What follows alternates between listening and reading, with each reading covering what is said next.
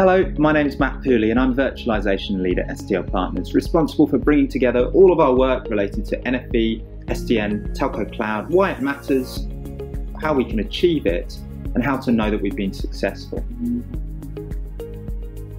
Full deployment of NFV technology in telco networks. How NFV deployments across the world are growing, as they have been for a few years now, driven primarily by virtualization of the mobile core. How Asia Pacific leads the way, both in terms of total number of deployments and also in terms of innovation on top of those deployments. The data that I'll talk about today comes from our NFV Deployment Tracker, which sits within our research stream product. The tracker is the most comprehensive source of market intelligence on NFV and SDN in live telco networks. We cover live commercialized deployments of NFV and SDN in networks, as opposed to proofs of concepts, lab tests, so on and so forth. We're aiming to reflect the reality of what's actually being deployed and that user traffic is running through. The data comes from operators, vendors, and reliable industry media, and a few other sources too. Most of it is in the public domain, in which case we detail it out line by line. But we have a growing bank of stuff that's supplied to us direct by telcos, confidentially, which is added to the aggregate data set and the total numbers. We started tracking this back in September 2017, first covering Tier 1 operators in Europe. And over the coming years, we expanded across North America, Asia Pacific, and now the rest of the world. We're looking forward into 2020 at a roughly 6-monthly update cycle. The data is made available in the form of an interactive Excel database, which breaks down line by line what different operators are deploying, which vendors are involved, what countries, what dates, and any other information that we have available. So if you're interested in Vodafone, what they're doing across all of their different operating businesses, you can filter down to them and see. There's a bunch of interactive charts and so on and so forth that come with it. The tracker is only useful alongside the accompanying analytical report. So each version of the tracker is accompanied by an in-depth strategic insights piece, which looks at what the new data tells us and what that means for the industry.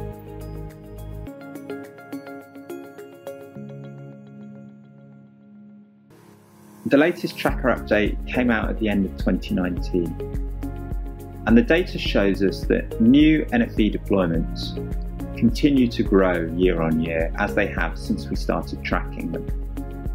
The chart here shows you new deployments of NFV and SDN type technology by region in a given year. So it's not an aggregate total, it's new deployments within that year. And you can see that until now, 2018 is the biggest year in terms of total number of deployments, although we expect, once everything's come out of the woodwork and everything since October 2019 is accounted for, the final total for 2019 should be considerably higher.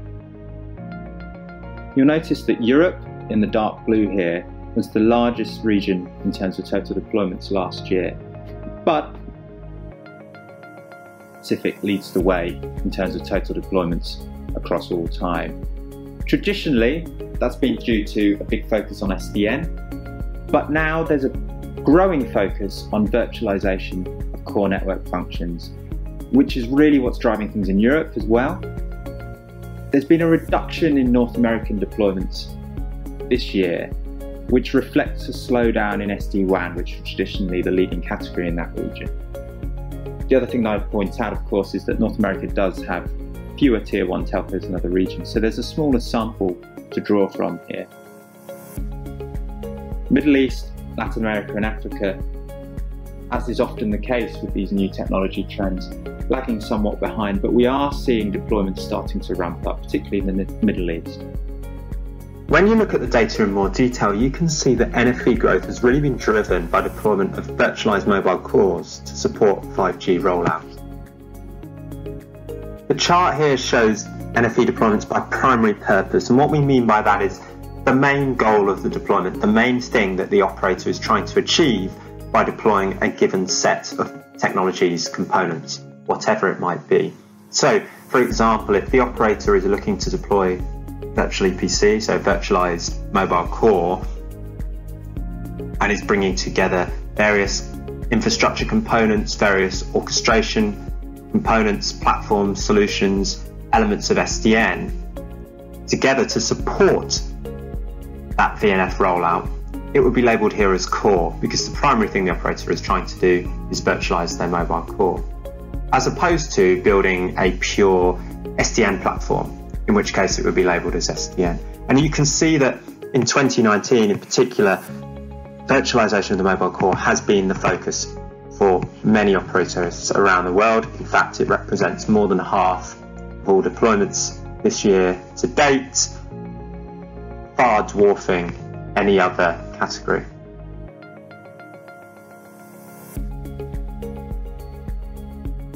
The data also allows us to compare and contrast how different vendors are doing in the NFV and SDN space.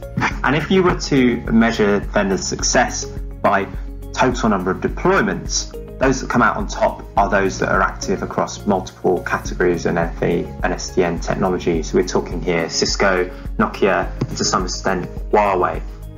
Huawei's number, maybe, we're not sure, slightly underreported here. It's not yet clear how much Huawei has been affected by what's going on in the States.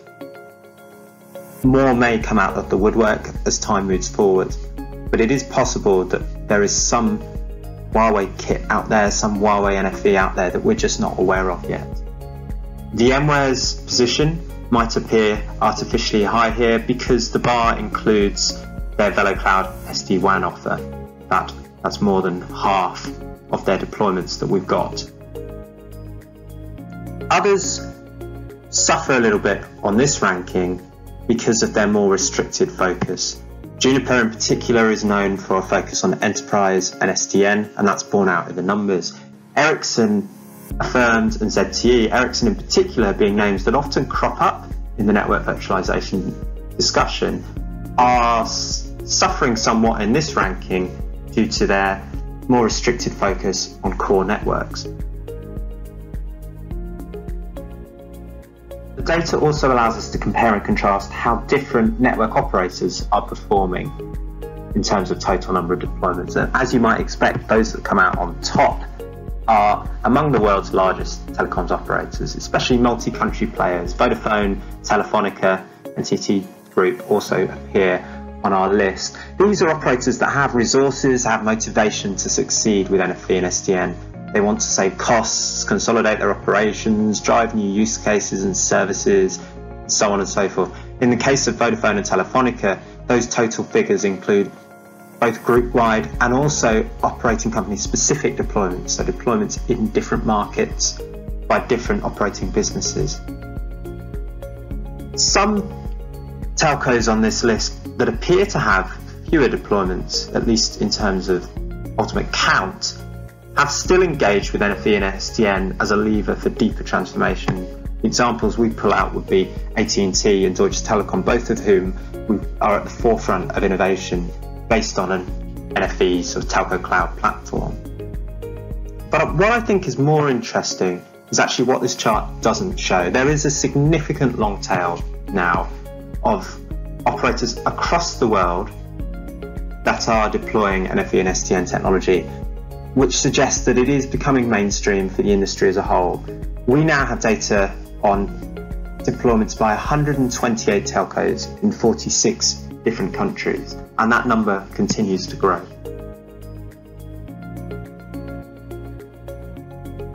I wanted to bring up a paradox at this point. While data shows us that NFV is to some extent going mainstream, deployments are happening, in fact deployments are surging, faith is wavering in the promises that were made to us about what NFV would be able to deliver. Number one, NFV was supposed to be all about open ecosystems, multi-vendor ecosystems, horizontally integrated, that would enable operators to pick and choose best-in-breed solutions from multiple vendors without getting locked in. In terms of what's been deployed, we're nowhere near that. We're still seeing stacks, vertically integrated stacks, led by single vendors, first and foremost, being deployed. We're a long way from seeing that sort of multi-vendor ecosystem that we were promised. That multi-vendor ecosystem was also meant to be extremely flexible. We would have greater visibility than ever before over our network services and a significant amount of control to spin things up and down when we want to, so on and so forth. We're a long way from seeing any of that a lot. With 5G in mind and potentially enormous traffic growth, NFV was meant to deliver performance at scale. What we're seeing so far is that, certain VNFs are performing as well as, or almost as well as, the old physical network functions of the past. But we're a long way from seeing anything more shiny than that. There's a long way to go to really see performance at scale. And last of all, NFV was meant to be a platform for innovation.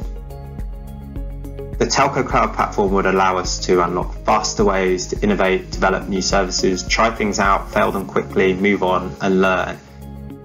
Beyond a few examples, which we'll talk a bit more about going forwards, we're far from seeing a big sea change in the industry in that regard.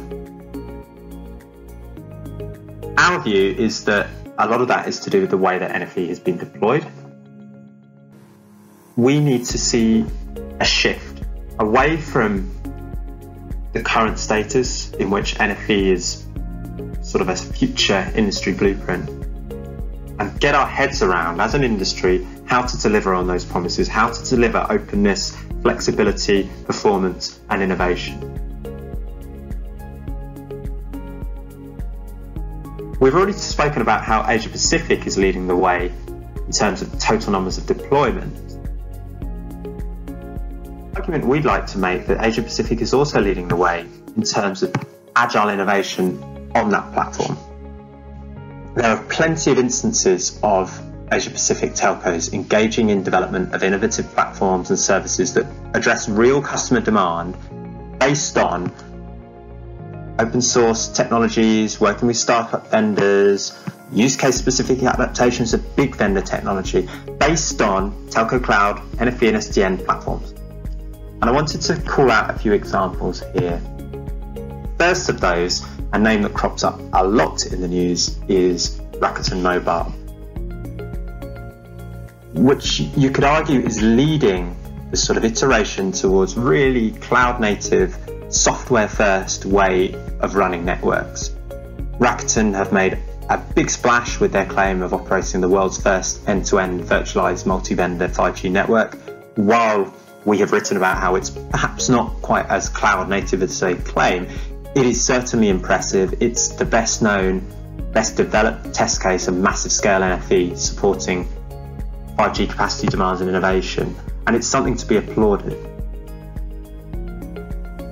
South Korean operator Korea Telecom has launched network slicing type services using edge hosted client specific mobile virtual cores.